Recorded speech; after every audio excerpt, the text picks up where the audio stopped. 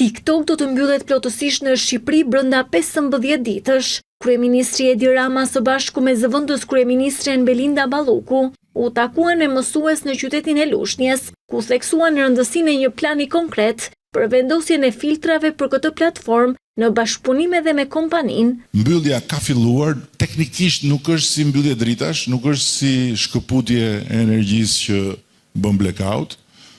Mbyllja ka filluar, ditë pas dite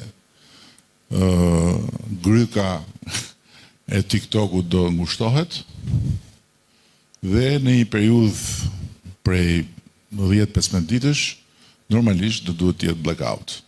Një koment Rama e kishte edhe për protestën e thirrur nga Berisha të shtunën, i cili u braktis nga të rinjt edhe pas ftesës për bojkot të mësimit.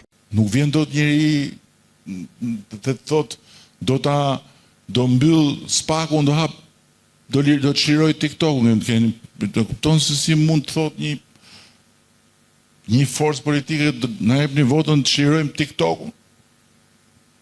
Si mund të thrasë një forcë politike kalamajt në protest, ti thotë mos shkoni në shkollë, ju hajde në protest. Këto janë gjëra që janë shenja të mjaftueshme për të kuptuar që këtu nuk është lojë. Nuk është tifozliku. Gjatë qëndrimit në qarkun e Fierit, kryeministri Edi Rama së bashku me zëvendës kryeministrën, njëherë është ministre e infrastrukturës dhe energjisë Belinda Balloku, vizituan edhe një fermë në Divjak. Kreu i qeverisë theksoi se antarësimi në Bashkimin Evropian do të sigurojë 300 milion euro në vit për bujqësinë. Ai bëri apel që fermerët të bashkohen si një mundësi më shumë për të përfituar investime.